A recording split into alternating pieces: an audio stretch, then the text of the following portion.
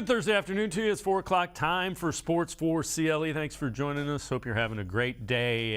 The Browns and the rest of the NFL is waiting for Peter Harvey to issue his ruling relative to the NFL's appeal of Deshaun Watson's 6-game suspension. Mike Florio on when he expects Peter Harvey to announce his ruling relative to that 6-game suspension. If it is going to be a 1-year suspension, and I think it may be, they're getting him off the field on Friday. And the NFL wants that. We know that Peter Harvey is in a position to give the NFL what it wants and is inclined to give the NFL what it wants, and the NFL Players Association is bracing for it. Right. Chris, they're ready for it. I think they're ready to go to court and fight it as soon as Peter Harvey does it. But that is the distinct vibe now. That this thing could happen by Friday at 7 p.m. Eastern, because that's when the Browns are due to play the Jacksonville Jaguars. So it went from just being something you and I were spitballing about to, as I rubbed the lamp or peeled the onion or whatever the right metaphor would be, that is exactly what's going on, exactly what the union is getting ready for, and exactly the possibility that we're going to see today or tomorrow from Peter Harvey. And then the timing becomes fascinating here, because the longer Peter Harvey waits, the less time the union has to rush to court to do anything about it. So it'll be interesting to see if it in fact is a year or an indefinite suspension of at least a year. Chris Sims talked about the difference between a 17-game suspension and an indefinite or 1-year suspension. I mean, 17 games is one thing where I go, okay, that's concerning, and that's a game changer to a degree as well. But when you go full year suspension, 2 years of not playing football, then miss OTAs and minicamp, and then maybe miss the start of training camp again, and then have to reapply for reinstatement, I don't know how long it'll take Deshaun Watson to regain form. And on top of that, it just makes the Cleveland Browns look even – triple stupid with the contract they gave him. So that's where it's just. And again, that's something that I didn't even think of. If it is, in fact, a 1-year indefinite suspension, there is all the things leading up to preseason a year from now that Deshaun Watson would likely miss. Mike Florio on why he thinks the Browns named Watson as their starting quarterback for Friday night's game against Jacksonville when they did, which was yesterday afternoon. I think they came out and announced it yesterday because they're trying to get Peter Harvey to pull the damn trigger on this suspension. If you're going to do it, now you know we're playing this guy. He's going to be in uniform. He's going to be on the field in Jacksonville Friday night, 7 o'clock Eastern. So, Peter Harvey, if you're going to do anything about it, you better do it. Because I think they want him to do it sooner. Yeah, this is where the Browns need to be careful. The Browns can't come off as being in cahoots with Watson in the NFLPA. The statement that was issued last week felt like cahoots. Yes. This move feels like cahoots. And that's going to make Roger Goodell far more pissed off than being called Goodell by Rob Watson. And he means Rob Walton, who is the new owner of the Denver Broncos from Walmart fame. Let's welcome in Quincy Carrier. Quincy, I guess the Browns just want some resolution is why I think they named him. I don't know that it appears they're in cahoots. Could be, but they want this to get moved along in the process, whatever it might be. Yeah, I don't even think this is the 4D chess move that this Watson thing has gotten to a point to where everybody's trying to overanalyze everything about it. So every move or anything that happens is all of a sudden 4D chess. I think they just announced him as the starter because right now they're operating as if he has a 6-game suspension, which is currently what he has right now. And in that world, you start him in the preseason. I don't think this is anything other than that. Like, what else were they going to do? Have the guy that was taking number 1 reps all throughout camp throughout this point? not start the preseason game when he's traveling. I just didn't think that made sense. So, regardless of if he plays next year or this year, if you're the Browns, you want Deshaun Watson to play a little bit of football, regardless of whenever he's going to be on the field next. And I think this is more about the Browns trying to prepare for the season than the Browns trying to do anything to force the Peter C. Harvey to release a suspension ruling. Like, would that be nice? Absolutely. But I don't think that's how the Browns and Kevin Stefanski operate. They're just doing what's best for the team.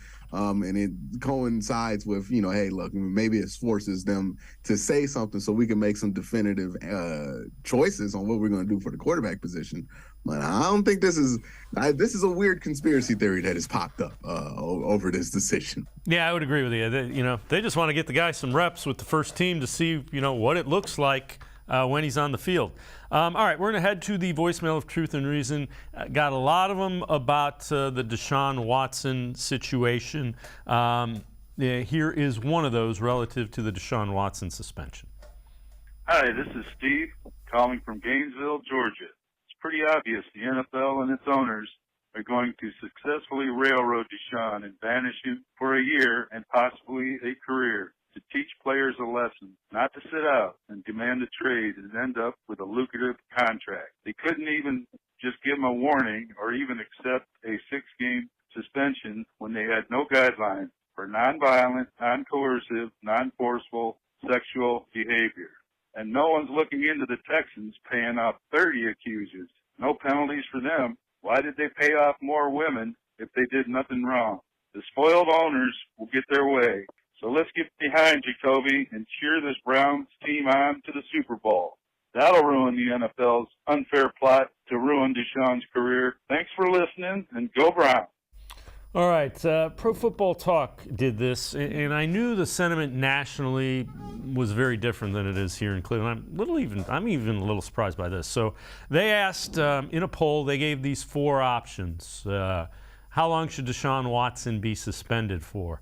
6 games came in at 15.5, 8 games, 4.2, 12 games, 9.4, full season, almost 71%. So Quincy, that gives you just kind of, if you're not in Cleveland, the vast majority of people think that Watson should be suspended for a year. Relative to the voicemail or the caller, listen. Owners set rules. People that play for owners or employers have to follow the rules. It's not new. It's like that in every walk of life. Yeah, and it's just what it's going to be, right? And also, it's very early. I mean, that settlement just happened, right? And the accusations source that just happened, it took months. We're dealing with this. All this stuff with Watson broke out like a year ago, right? And we're just now getting to the disciplinary part of it. So I don't think the NFL moves that fast that we can make any definitive statements on what they have or have not done about that Texans situation. Once we get to that point, if there is something, to point out, it would be worthwhile. But I think it's a little premature to say, oh, well, they haven't done anything about the Texans. We just found out about this. I mean, we found out about Deshaun Watson before the pandemic started. And now we're just now getting to the punishment. You see what I mean here? This is a process that takes forever. Yeah, I would agree with you. And the Browns didn't trade for Watson as a 1-year deal. They did it with the idea that he's going to play a decade or more for him. So the 1-year suspension, it'll be 2 years that he hasn't played if that, in fact, comes to light. I wouldn't rule him out of coming back from that and being just as good as he was. We'll see. All right, Mary Kay Cabot, friend of the show, tweets this out just recently.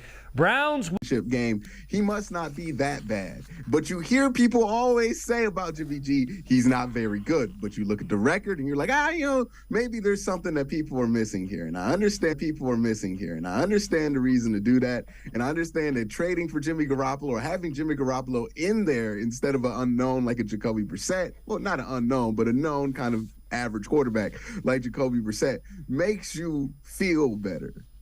But that don't mean it is a better option, right? Like, that doesn't mean that is the option you should go with. And the thing that people are pointing out with Jimmy Garoppolo is very similar to what people were pointing out with Jared Goff. He is going down the wrong path. he is going down, well, not the wrong path, but he's going down the wrong trajectory, right? His play has been down. He's only gotten more injured coming off of surgery on his throwing shoulder. We don't know how that's going to affect his ability to play. He wasn't that good of a player to begin with. I mean, at any point in his career, he wasn't really that good if you look at like any of the advanced individual metrics here. And then you get to, what do you want at quarterback this year? A game manager, somebody who's not going to turn the ball over. And a lot of people think Jimmy Garoppolo is that. He's one of the most turnover-prone quarterbacks in the NFL. And that's without, the wild Baker Mayfield stuff that we sometimes get out of Baker, where he will just make a 50-yard bomb out of nowhere. You don't get that with Jimmy Garoppolo. You just get the downsides of it. And I think that that's a player that is on the downside of his career and absent of the structure that he's always been surrounded with in San Francisco. I think, and plus that injury, I think he's going to have a significant downturn. And I mean, I don't even think he's going to be better than Jacoby Brissett, in my opinion. It'll make you feel better for a couple of weeks till you see him play. But I think he's going to be, like Joe Flacco right now or Andy Dalton right now, where it's like you really don't want to see these guys in the NFL game anymore. And I think that reality is coming at him faster than you look. If you look, I've said this on Twitter. I understand that he makes you feel good. It's like a 2017 car with only, 70,000 miles on it, and they're offering it like $55,000 below market value, and you're like, man, why is this car so cheap? How is this car here? It looks so shiny. And then you look at the Carfax and find out, oh, this car was in a flood. You know what I mean? Like, oh, there is something wrong here, that you might not want to pick up. And I think that's there's a reason why why even Baker Mayfield was more sought after than Jimmy Garoppolo, given everything that we've known about Baker Mayfield and his stay in Cleveland. So, I would be cautious about that. I know it's going to make some people feel better. I hate to throw rain on the parade for anybody who's a big Jimmy Garoppolo person, but I think that's a lemon. All right, Quincy Carrier and I are going to step aside, take a quick time out. Other side of the break, we'll head back to the voicemail of Truth and Reason, talking wide receivers with one viewer. Sports4CLE, be right back. Stay with us. Come back to go forward. Back to learning new things. Back to pursuing your dreams. Tri-C has flexible learning options to fit your life. And every year, more than 1,000 local companies provide Tri-C students with real-world learning. The right education can boost your lifetime earning power by hundreds of thousands of dollars. Start now with a college education you can afford. Tri-C, where futures begin.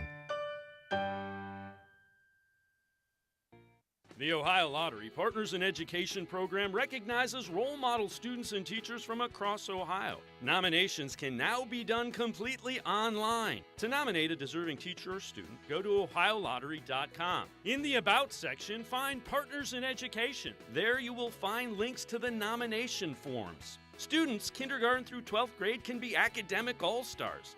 Teachers can be honored as a Teacher of the Month. The Ohio Lottery Partners in Education, where stars shine. The Greater Cleveland Sports Hall of Fame celebrates the star athletes and notable sports figures who were born or have made their home in Greater Cleveland. It tells the story of discipline, commitment, perseverance, sportsmanship, and excellence in achievement.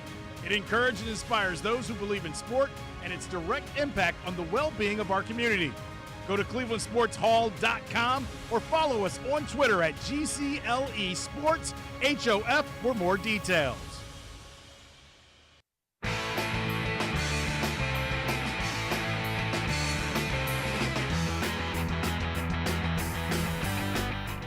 We continue talking Browns with Quincy Carrier. Time to head to the voicemail of Truth and Reason. This one with an idea for a veteran wide receiver for the Browns to target.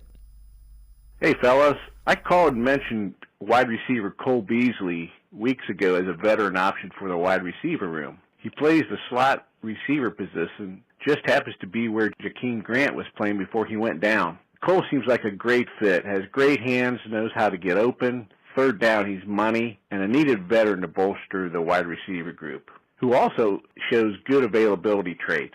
That would put David Bell back on the outside where he played in college, providing depth there with DPJ and Amari Cooper. Wonder what his asking price is. Anyway, go Browns. As always, appreciate all the voicemails. Quincy, I can't imagine his asking price is terribly high. You get to this point where training camp has started, and Cole Beasley's always been kind of that third guy. He played with the Cowboys. Before he was with the Bills, he was the Cowboys, so he was a teammate of Amari Cooper. I don't think the Browns are ready to do that with a veteran just yet. Yeah, and the short wide receiver over 30 is real tough, right? Real tough one there. I mean, even T.Y. Hilton, who's not necessarily super short, having a hard time sticking in the league now. Yeah, I don't know if they go with that. He had a pretty decent year last year in Buffalo, right? 693. I don't know if he returns kicks anymore. It would surprise me at that age if he still returns kicks. And that's the most important thing Jakeem Grant provided to this team that they need to replace is kick and punt returns. Everything else was kind of just a bonus with him. And they feel like they have guys like Demetric to fill those roles, or maybe even Anthony Schwartz. So I don't know if they go that far to replace it. I think they will sign somebody, but I don't think it's going to be a name that like people are going to be excited about or anything like that. He'd just be a guy that, you might probably never heard of. The other thing that could happen, you could wait. Do you wait till cutdown day? When you get down to 53, there's usually one or two guys at every position where you kind of go, that's an interesting name. Yeah, especially with what they're trying to replace, right? If they find somebody they feel like can return kicks and punts, not really that deep of a playbook on special teams, right? It's pretty much the same playbook on every team. Avoid the other 11 guys trying to tackle you. Yeah. Just pretty much catch the ball, make sure you don't catch it within the 5, and then you're good. So if they want to bring in somebody like that, that's always an option. Keep an eye on them doing something similar like that with the defensive tackle room as well. All right, so I know on your show you've addressed this, and I'm curious as to, what you thought of it. Are the Browns wide receivers as bad as the internet says they are? Are they as weak at that position as all of social media makes them out to be? I mean, they're definitely not super strong at that position, but they're not super weak, right? Amari Cooper, Donovan Peoples-Jones, and then maybe David Bell with a guy like Demetric Felton being like a wild card in there. It's not the greatest situation in the world, but it's about league average, right? It's not a horrible situation. So that was my main point was I think people are making it out to be like the Bears or the Ravens situation where there are no proven things in that. This is a little bit different than that, right? You got Donovan Peoples-Jones who could be a 2. You have Amari Cooper who could be a 1, and then you're really trying to figure out who's going to be that slot receiver now. And that's not horrible. It's not great. It's league average. Yeah, I would agree with you. You have enough guys who have shown a little bit of promise, maybe haven't done it consistently, and I'm talking about DPJ. Schwartz is intriguing. And then you got a guy like Bell. So you've got enough. It's not like you're relying on one guy to take advantage of an opportunity. You're giving 3 or 4 a chance and hoping 1 or 2 of them grab it and kind of ascend. Yeah, definitely. And that's definitely an opportunity that they have right there. All right, let's take a look at some free agent wide receivers who are still available. We did mention Cole Beasley. This is from Dog Pound Daily. Let's start. D.D. Westbrook.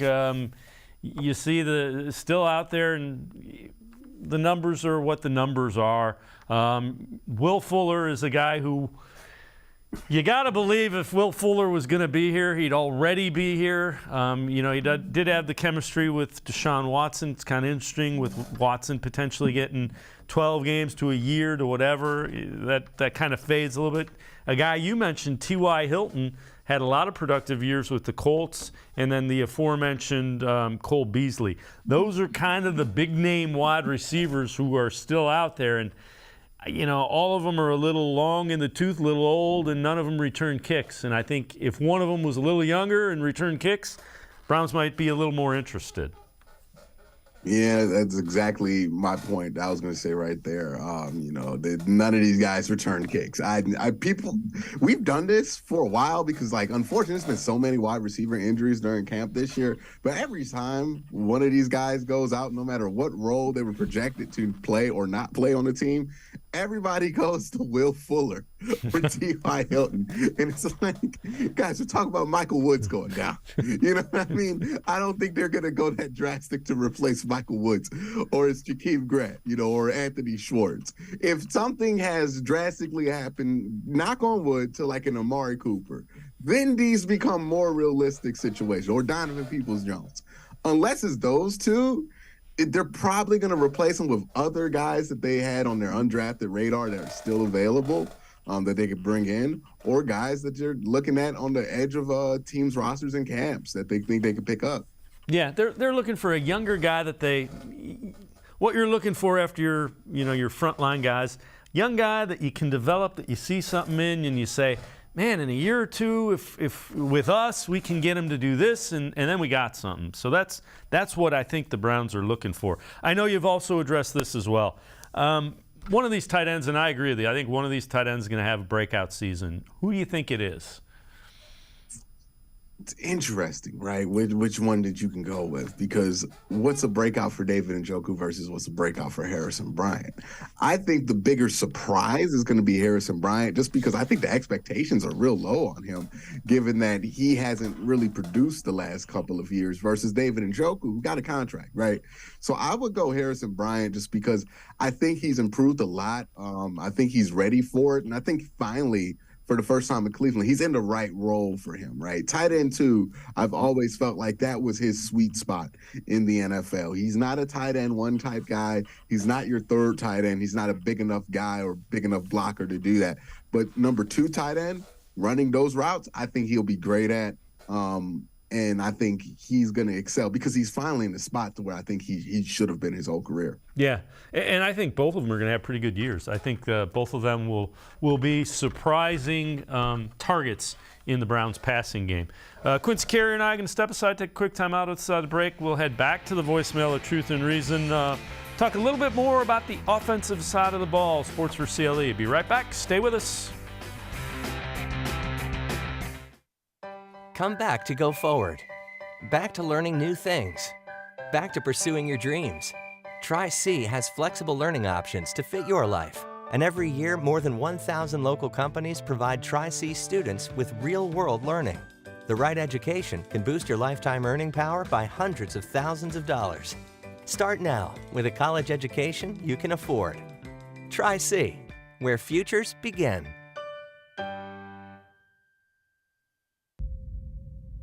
Maybe cliche, but there's no I in team. The only identity that matters is we. The collective effort to love thy neighbor is needed now more than ever. The responsibility behind pronouns such as I, me, and mine impact we, us, and ours. So understand that you make all the difference in the team. He, him, her, or she can't disturb our peace, since we control our destiny as student athletes. This is the power of pronouns. The Ohio Lottery Partners in Education program recognizes role model students and teachers from across Ohio. Nominations can now be done completely online. To nominate a deserving teacher or student, go to ohiolottery.com. In the About section, find Partners in Education. There you will find links to the nomination forms. Students kindergarten through 12th grade can be academic all-stars. Teachers can be honored as a Teacher of the Month. The Ohio Lottery Partners in Education, where stars shine.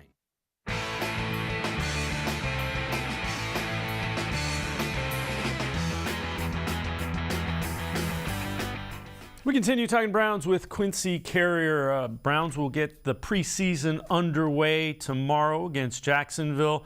Want you to call and leave us your voicemails on the voicemail of Truth and Reason. What you want to see from the Browns in preseason game 1 to feel better about the 2022 season. All right, we're going to head to the voicemail of Truth and Reason. This one again about the Deshaun Watson suspension.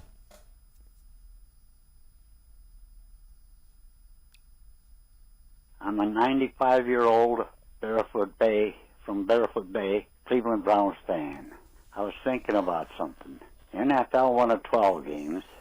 Sue wanted 6 games. Why don't they just meet him in the middle and say 9 games and $9 million? Thank you very much. Bye-bye. All right, as always, appreciated. Quincy, that's the way you would do it if it was a negotiation. And those might be some of the talks that are going on relative to why we haven't heard what the NFL is going to do. They may be trying to come to a settlement number. But right now, the NFL kind of holds the hammer. If they want 17 games or a year, Peter Harvey can give it to them. Yeah, pretty much, right? Like it's one of those things. It's like they could give him a year. They could decide to give him 12 and a heavy fine. It's all on what they want to do going forward. But yeah, I don't see any real reason for the NFL to feel the need to negotiate. They feel strong about their chance to win in federal court. So if they want to give them that year, there's nothing stopping them. Right. They wanted to do it. The only reason you do any type of settlement is so it doesn't go into court. If it goes into court, we're going to be talking about this for another 3 months or how many ever months it is until there's a resolution from an appeal court. So that's the only reason, is to get it behind you. I got to believe the NFL would want to do that, but I could be wrong about that. All right, this Pro Football Focus, Nathan Janke, in an interesting graph. Big play running backs from 2020 and 2021, minimum of 225 carries.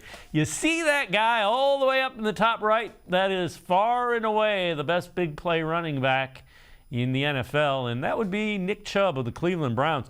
Also, so it's yards after contact is going to the right, and forced missed tackles per attempt is going up. So you want to be up and to the right. And Chubb is way ahead of everybody.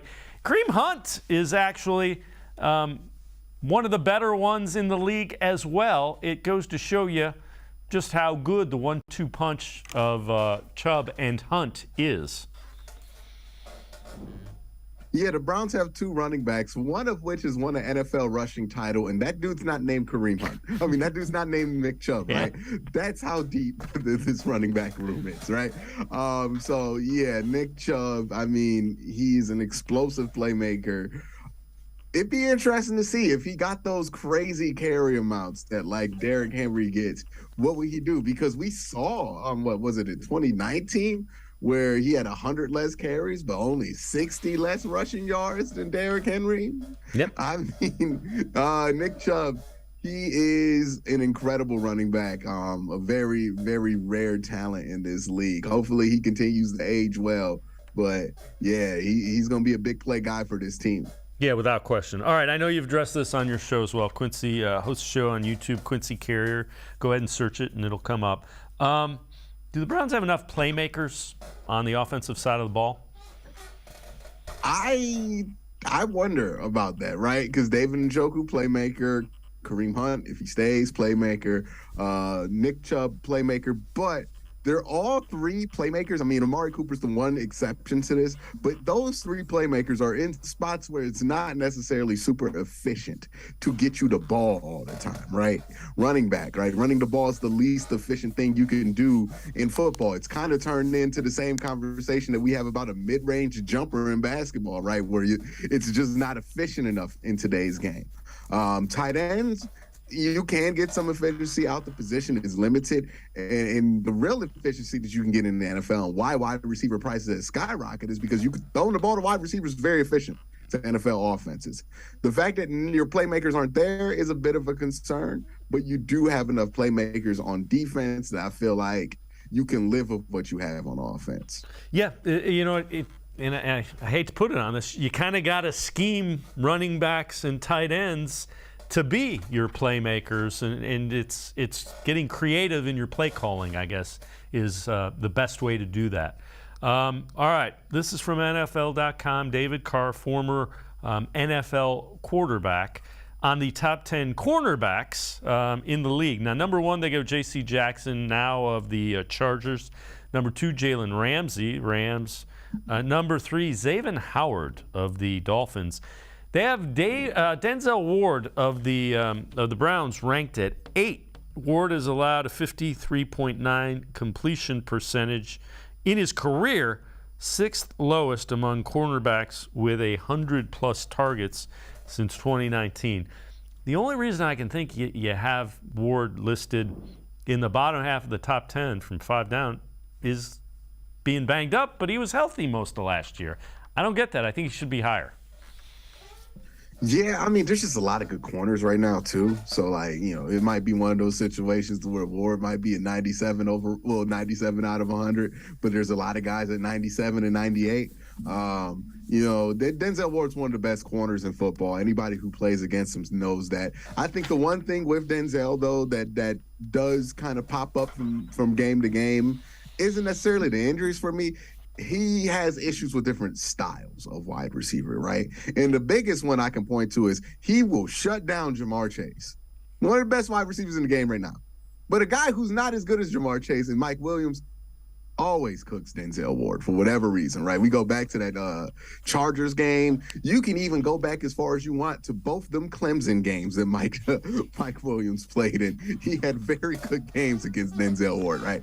Those bigger guys, those 50-50 body guys, just aren't a good stylistic matchup for him. When you talk about guys like Marlon Humphreys that might be ranked above him, or like Xavier Howard, they have less of those issues pop up. They're not as good, though, in their sweet spot as Denzel, because when you get Denzel against somebody he's comfortable covering, he is better than almost anybody in the league. The issue is that he does have some stylistic issues with certain wide receivers that pop up, and it popped up last year with Mike Williams. Yeah, it's fair enough. He seemed to start the year kind of slow, and then really was among the best after that 4, 5, 6 games, and then on through the rest of the season.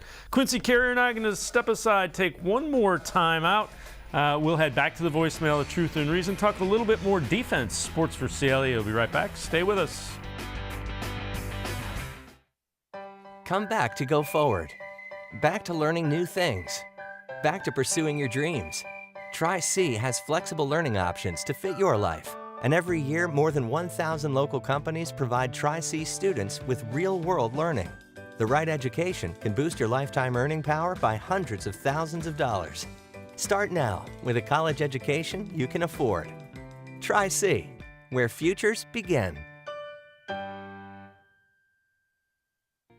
The Ohio Lottery Partners in Education program recognizes role model students and teachers from across Ohio. Nominations can now be done completely online. To nominate a deserving teacher or student, go to OhioLottery.com. In the About section, find Partners in Education. There you will find links to the nomination forms. Students kindergarten through 12th grade can be academic all-stars. Teachers can be honored as a Teacher of the Month. The Ohio Lottery Partners in Education, where stars shine.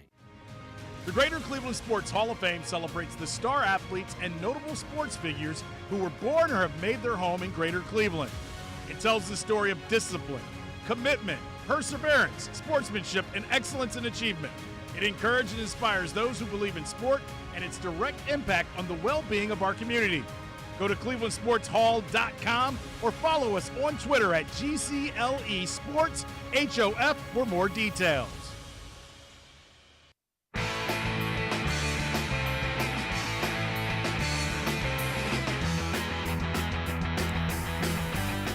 We continue talking Browns with Quincy Carrier. Want to remind you tomorrow, first preseason game for the Browns. Call our voicemail of Truth and Reason. What do you want to see from the Browns in the first preseason game against Jaguars? Well, that will make you feel better about the 2022 season. All right, time to head back to the voicemail of Truth and Reason. This one about a question of one of the Browns linebackers. Hey, love the show. Go Browns. Oof, oof, oof. Hey, do you think that Takitaki makes it past this season with the Browns? He's been available pretty much his whole career. Like, he hasn't suffered. Can't really recall if he's really missed too many games due to injury. But do you think he survives after this year and they bring him back? Because, I mean, I like him. He makes some plays when he's in there. So I'm just curious if you think they keep him. Thank you. Go Browns. As always, appreciate it. Quincy, what are your thoughts? Takitaki. He has a role, but it's an interesting question. Yeah, it depends on how much money he's going to command. I mean, he's a linebacker, so it's very possible they can get him on a cheap one-year deal and just bring him back next year because he does fill a very specific role. for this team. But also there's a world where, the Browns are at a point to where they're going to let some decent guys go, right? Mm-hmm. Rashard Higgins is somebody who's a perfect example of this, who's a decent player, but you just got to let him go at some point. Same thing here might happen with Takitaki, to where, hey, look, we like Takitaki, we like what he can provide, but maybe we feel like confident that we can find somebody who can give us that same baseline, but maybe there's some more upside to be peeled out of him because we kind of know what we got there with Takitaki. And I think that's the situation they're in. If he's cheap, they'll bring him back. If not, they'll let him go without much friction there. Yeah, and I would think he'll find his way onto somebody else's 53-man roster. I think he's an NFL linebacker, so it'll be interesting to see. Again, I know you've addressed this on your show. I'm interested to hear what you have to say about it. How can the Browns' defense be elite this year? Yeah, the Browns' defense can be elite this year by, smothering people at the back end of the secondary, right? The safety play is the question in that, right? We kind of know what we have in John Johnson. He's been looking great. But Grant Delpit is the real X factor in all of this, because if he can be Grant Delpit from LSU, watch out, right? Like, then all of a sudden things change very fast for this team. So I think that's definitely the number one thing for this defense to see if they go elite. We know we have in Myles Garrett. We know we have in Jadeveon Clowney. We know we have in all of these guys. But that's the real question, right? The safety position, specifically Grant Delpit, how flexible can you be at that position? How much room can you give that spot? And if Grant can be that guy, then all of a sudden Grant's going to really explode in ability to help this team, which is going to make this defense go over the top. So yesterday on the show, we showed the social media, Jamar Chase and the Bengals wide receivers talking about Greg Newsome and Denzel Ward. Are the Browns cornerbacks already in Jamar Chase's head, do you think?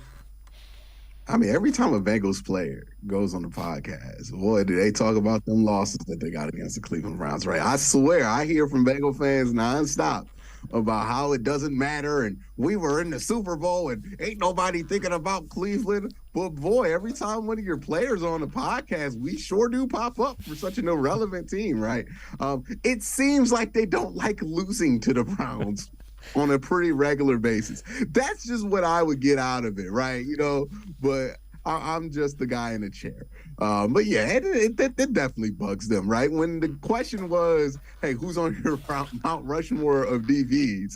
And you answered Denzel Ward, not because you're putting him on the Mount Rushmore of your DBs, but because you want the whole world to know that you're going to get him back, means that you've been thinking about this for a while, right? Any opportunity that you had to talk about a defensive back, you were like, I'm going to get this out about Denzel Ward. I don't care how I get to it. Yes, it's in their hands. Yes, it bugs them. Does that mean that they won't have good games versus the Cleveland Browns? Absolutely not. It is very possible that he gets 200 because he's done it before. But he's been thinking about this for a while. That is the definition of in your head. I bet you if you ask Jamar Chase, hey, man, what did the Browns hold you to in receiving yards? He knows all of those stats by heart because he murdered everybody. But Denzel Ward last year. And I know he still thinks about it because he not only brought it up by himself, he told his whole wide receiving group, no, y'all need to think about this too. He's been mad about this for quite a while. It is pretty obvious. Yeah, and you know what? The Browns do match up pretty well. That's a really talented offense, but the Browns match up with them pretty well. All right, I've said it a couple times. First preseason game tomorrow night against the Jacksonville Jaguars. What do you need to see? What does Quincy want to see in order to feel better about where 2022 is headed? Oh, y'all know what I need to see. I need to see 97 get some reps in at 3-tech. That's what I need. Perrion Winfrey. That's who I'm going to have my eye on. I was trying to watch him at camp. It's hard to get a gauge on line play in camp because it's not super physical anymore. And even then the angles aren't the greatest. But preseason, you can get a good angle on it, right? Because that's that broadcast look. And probably going to get a healthy amount of reps with Perrion Winfrey. I want to see Perrion dominate in the second quarter and third quarter of this preseason game like he was dominating at the Senior Bowl. Because if he can do that, I have great confidence in his ability to contribute team down the line, but maybe even this year. Yeah, you got to see some of those young guys, the defensive tackles and the wide receivers, the areas where you're giving young guys the chance. Somebody step up and say, yeah, I'm ready for this, and then they'll get you do that in the first preseason game, you're going to get more and more reps with the guys you want to be playing with. Yeah, and you need those young guys to get those reps, right? To know what that's going to be like in NFL, because the season's approaching fast, and they only get 3 of these preseason games nowadays. So there's only so much you can do for good, high quality game level reps in training camp now, right? I think honestly, before preseason used to not be as important because you could go so hard in training camp, and now that you can't go hard in training camp, these preseason games are more significant for some players than I think people think, because it's really the only time you get to go full contact during camp. Yeah, and the other thing you want to see is everybody come out of it healthy. Quincy Carrier is always great stuff. Thanks for the time and the insight. Appreciate it, Quincy. Thank you, man. All right, Quincy Carrier, make sure you go search him on YouTube as his own show. Always great stuff. We're going to step aside, take a quick time out, other side of the break. Casey Kinnamon from Dog Pound Daily will continue talking Browns here on Sports for CLE. Stay with us. Come back to go forward. Back to learning new things. Back to pursuing your dreams.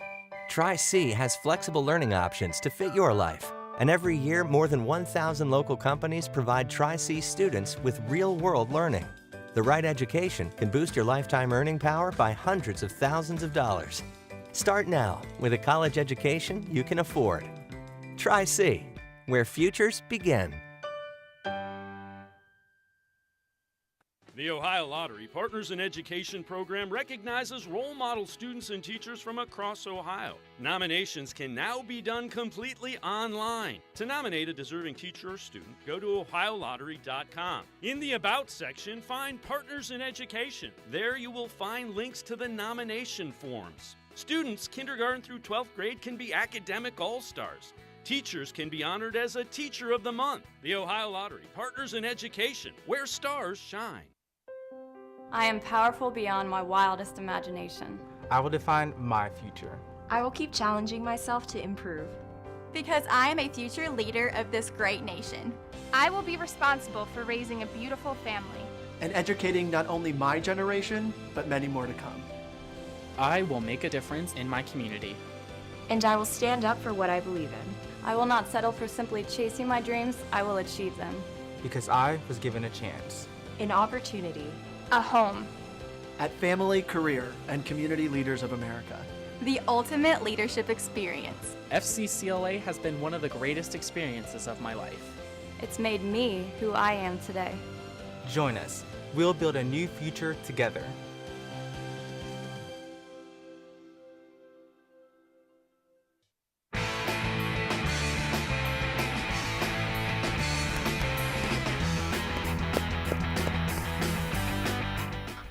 We continue talking Browns. Browns getting ready for that first preseason game against Jaguars tomorrow night down in Jacksonville. We want to hear what you want to see from the Browns week 1 of the preseason. Call our voicemail of Truth and Reason. Let us know, and we will have it in tomorrow's show. We're going to head to the voicemail of Truth and Reason. This one about some thoughts about the union's negotiations with the Players Association and the NFL that led to this suspension process hearings. This is Cassius, your quintessential Cleveland Browns fan. I just want to say that aren't you surprised, or will you be surprised if the head of the National Football League's player union, if he still has a job after this? Because whoever negotiated the CBA for them, the head lawyer that signed off on this and allowed for the league to come in and just overrule anything the arbitrator decided in cases like this, did such a terrible job. So I'm going to say that the head of the player union is going to be out of a job real soon after this case is over. What's your thoughts on that? It doesn't matter who's behind center. I'm still riding with the Cleveland Browns until the wheels fall off. Go Dogs. Woo! Woo! Woo! Now, those are outstanding barks, and as always, appreciate the voicemails. Let's welcome in Casey Kinnamon from Dog Pound Daily. Casey, I've said this a couple of times on the show. I get why people are surprised that the union would give Roger Goodell and the league the final say. There's two things to that. When the union's negotiating, you're looking for things that affect 50, 60, 70, 80% of your membership. And one of the things they got is, less full contact days in camp, those kind of things.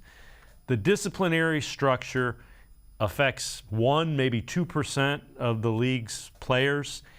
And then the other thing is, I don't think Roger Goodell is going to give the final say to anybody that's impartial, because the league is the league, and ultimately the players work for the league. Am I wrong? Do you disagree? No, I see it the way you do. They fought for certain things that they thought they could get. And it's baby steps, too. They did get something in this. They got an independent arbitrator, to hear it first. That wasn't the process before. So it's like baby steps. Now, we'll see what happens next time. But you have to keep in mind, the CBA doesn't even expire until March of 2030. I mean, we're strapped in. We're in this process for a long time. And by then, there'll be a whole different NFLPA head, and we'll see what the structure looks like, and we'll see what kind of things they fight for then. But they fought for what they could fight for and still get everything signed. Now, do I think they need to get more in the long run? Yes, absolutely. But that's not something you just do overnight. It's going to take baby steps to get there, and they got the first step. We'll see what they do the next time this comes up for negotiation. Right, and from the player's perspective, when you look at it, the only time you really are worried about, the disciplinary structure is if you're involved in you know what I mean? It's the other guy's problem until it's you that is involved in the disciplinary structure of the NFL, and that's how I think you get to where you're at with the NFL having the ability to appeal to themselves. And again, it's not worth arguing about. Like you said, it's going to be that way for a while, and it's going to be a process. So 4 players that must come up big in preseason week 1. This is from Dog Pound Daily. Number 4, Jordan Elliott, one of those young defensive tackles. Number 3, Jedrick Wills, a guy who was good in his rookie season, was really banged up last year. Number 2, David Njoku, tight end, got the big contract. And number 1, Grant Delpit. Let's start with Elliott. I think the preseason games are going to be huge for all of the younger defensive tackles. This is where you can show you deserve playing time. Yeah, especially with Elliott, we're looking at someone who's in his 3rd year, top 100 pick. It's time to show you can do it, or they're going to have to find your replacement. And from all indications, he's getting a lot of the starting run next to Taven Bryan. So we're going to get to see Elliott a good deal. He needs to show up and show out and show that he belongs and that he earned a spot in that rotation. Yeah, and he will get the opportunity, and you're right, he needs to take advantage of Jedrick Wills. I think that's a guy that got a little bit – I'm going to defend him. Lack of a better – I'm going to defend him. I think he was playing on one leg. I think he tried to play through it. I don't think that's – if there's one position that you cannot afford to have a high ankle sprain and try to play through it, it's tackle, because you got, guys that are every bit as big as you flying at you, and you cannot plant and have that strong foundation that you need as a blocker. Yeah, all I need to see out of Big Will is I need to see the health. I don't really need to see him. I like to see him finish blocks more and stuff like that. But as far as the preseason goes, health. That's all I want to see for Big Jed, is get out of this thing healthy.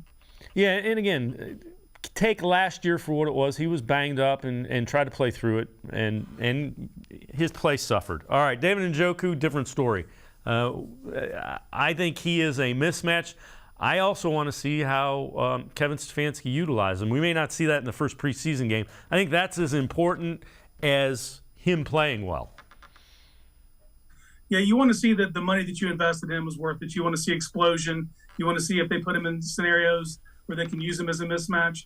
Although they're not going to show their hand in the preseason, so don't expect too many exotic things. But you definitely want to see him be an integral part of the offense, really. You know what I mean? Like, not exactly the center point of the passing game, but like probably option B. You want to see him right there, utilized in the right way, and you want to see the actual commitment to getting him the ball. Yeah, the thing I would say, I've always thought he was a matchup problem.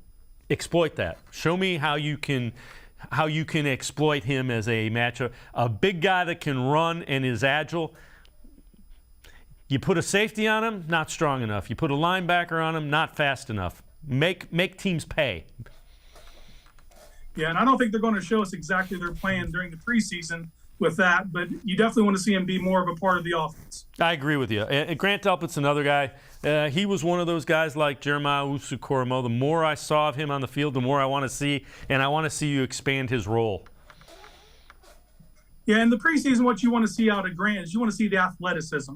You want to see the reaction time show up, the tackling, because they're not going to call any exotic blitzes. You're going to see him in basic shell coverages, but you still want to see that reaction time, that athleticism that kind of sets him apart from the other guys. That's really all you need to see out of him this preseason. Yep, you want to make sure he's completely healthy and back to the guy he was before the Achilles injury. All right, this also from Pro Football Focus, and it's future strength of schedule relative to passing offenses for 2022. So on the right-hand side are the defenses that do not have they don't have great passing defenses, is the way to put it. So you look at the Browns, and they're a little on the tougher side of average relative to who they are playing for their passing offense. So the middle of that is kind of the middle ground, and what it means is it's not super difficult, but it isn't really easy either, which means Browns' passing game should have the opportunity to be effective, is what that tells you. Yeah, it's going to be hard for them ever to be on the other side of that graph when you're playing Baltimore twice a year and Pittsburgh twice a year. Teams that always had at least adequate pass defense, if not, that upper tier. But, what's this team's calling card? It's the running game, so it's not something to get up in arms about. You're going to see definite differences in the passing game from this last season to this season. But, that's the road they have to go through. They have to go on a little of a tougher schedule. But like you said, it's kind of right in the middle, that medium range of teams. You're going to have some tough games on defense. You're going to have some games, you're going to play a couple teams that have trouble defending either the run or the pass, So that's how it goes in the NFL. Let's stack those games back to back to back if you can for the Browns offense. Casey Kinnamon and I are going to step aside, take one more time out. Other side of the break, 3 players to watch preseason week 1. We'll also head back to the voicemail of Truth and Reason. Sports4CLE, be right back. Stay with us. Come back to go forward. Back to learning new things. Back to pursuing your dreams. Tri-C has flexible learning options to fit your life. And every year, more than 1,000 local companies provide Tri-C students with real-world learning. The right education can boost your lifetime earning power by hundreds of thousands of dollars. Start now with a college education you can afford. Tri-C, where futures begin. The Ohio Lottery Partners in Education program recognizes role model students and teachers from across Ohio. Nominations can now be done completely online. To nominate a deserving teacher or student, go to OhioLottery.com. In the About section, find Partners in Education. There you will find links to the nomination forms. Students kindergarten through 12th grade can be academic all-stars. Teachers can be honored as a Teacher of the Month. The Ohio Lottery Partners in Education, where stars shine. The Greater Cleveland Sports Hall of Fame celebrates the star athletes and notable sports figures who were born or have made their home in Greater Cleveland.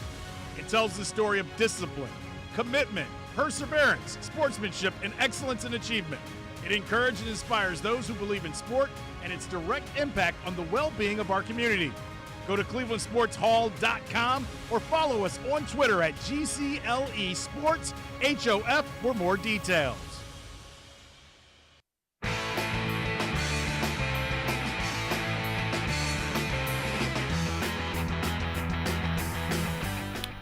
We continue talking Browns with Casey Kinnamon from Dog Pound Daily. Let's head back to the voicemail of Truth and Reason. This one, waiting and wondering about the NFL's appeal of Deshaun Watson's suspension. Yeah, this is Jordan, one of your biggest fans, big-time Browns fan. My whole thing with Deshaun Watson, I think this whole thing has just gone ridiculous. I personally think that Roger Goodell pretty much admitted his suspension. I mean, I don't know what we're waiting for. He already pretty much said that Deshaun is suspended for a year. So what's the waiting game for? If he gets less than 12 games or heck, even 8 games, I would be shocked. But I'm just expecting a full year. What are your thoughts on Jacoby Brissett? I don't even see what's the point of him even playing this preseason, to be honest with you. Just how this has been. I want to get back to talking about football. Go Browns. What are your thoughts? Appreciate all of the voicemails. Casey, my thought is this. If they rule it a year or 17 games, it's going to federal court. I think they'd rather try to find something in the 12-game range that doesn't go to federal court so they can get past it. I'm not so sure that the players – so what I believe is happening is they're trying to find a common ground where they can say, take this suspension, don't take it to federal court, accept it, and move on. I don't know if they'll be able to find that. I think you said an interesting number. You said 12. So I was watching your show yesterday with Daniel Wallach, who he was on, and he mentioned that during Sue Robinson's breakdown of how everything went, that 3 games was the most you could give for a non-violent violation of the conduct policy. Well, if Goodell's looking to do 4 separate cases of that, that's how you can get to 12 pretty easily. And I agree with you. I don't see an advantage to like the NFL taking this to court. Honestly, like if they get drug into court, this thing just becomes longer and bigger than it already is. Like it's already so much of a mess. If you can put it to bed now, you should. But I get where they're coming from is they want to impose a larger penalty to kind of set a precedent for these nonviolent offenses. But there has to be a medium, like you said. They got to come to something, because if they bring the hammer down too much on them, then you're going to go to federal court, which will be tried in the Third Circuit, which is where Judge Robinson came from to begin with. So you're going to be bringing that case in front of them, who have a relationship with Robinson and probably value her opinion a great deal. You know, I just think it'd be easier if they came up with a happy medium now instead of letting it get bigger than it already is. Yeah, I would agree, and I think, you know, the challenge that Kevin Stefanski and the Browns face is you really have to get 4 quarterbacks ready. Watson, you're going to know he's not going to play the first 6 games. That's almost set in stone relative to some legal maneuvering on the suit, and they didn't appeal the 6-game suspension. So you're really looking, even if you go to federal court, it's probably Game 7. You also have to get Jacoby Brissett ready to play. You have to get Josh Rosen or Josh Dobbs ready to play in the event that your starting quarterback gets hurt. And you want them to all be kind of working at some point with the first team, so there's a little bit of chemistry in the event somebody has to play. Which also exposes those other first-team players to a bigger chance of injury in the preseason, having them out there longer because they have to work with 2 different quarterbacks. They're juggling chainsaws right now. It's a lot of unknown, and like you said, you have to get your quarterbacks ready. So there's a lot of things that go into play to get that to happen. I will say, though, if this does go to federal court, there is a chance that Watson would get an injunction and be able to play, which to me seems like the league's worst nightmare is that he's actually on the field early in the season. So they got to get it. They got to get it figured out, and that has to happen soon. But the more I've been thinking that forever, that that this was nearing a close, and it just seems to just be this ongoing saga. So who knows? Yeah, and I think that's what they're trying to figure out. How can we get it so that you don't take it to court, and we feel like we've gotten our quote-unquote pound of flesh? All right, before I let you go, what do you want to see from the Browns Week 1? So tomorrow night, preseason against Jaguars. What do you need to see to make you feel better about where 2022 is headed? I think you start with discipline. You don't want to see the laundry on the ground. You want to see a clean game. And then you look offensively, you want to see efficiency. You want to see execution, because that's going to be the calling card. If Watson's out, this team's going to have to execute almost flawlessly to get where they need to be by the end of the season. So you want to see that off to a good start. And on the defensive side of the ball, you just want to see effort and rallying to the ball. They're returning everybody on the defensive side of the ball. So you want to see that come together. You want to see that just a continuation from last season instead of just like a stop-start type thing. You want to see them meld real quick and be flying around. You just want to be able to get excited about that defense. Casey Kinnamon, Dog Pound Daily. As always, Casey, great stuff. Appreciate the time and the insight. Thanks very much. Hey, anytime, Dave. All right, Case Kinnamon, make sure you eat them, Dog Pound Daily. I want to remind you, call us on the voicemail of Truth and Reason. Tell us what you want to see from the Browns Week 1 preseason tomorrow against the Jacksonville Jaguars. We will have that for you tomorrow here on Sports4CLE at 4 o'clock. Have a great night, everybody. See you tomorrow at 4 on Sports4CLE.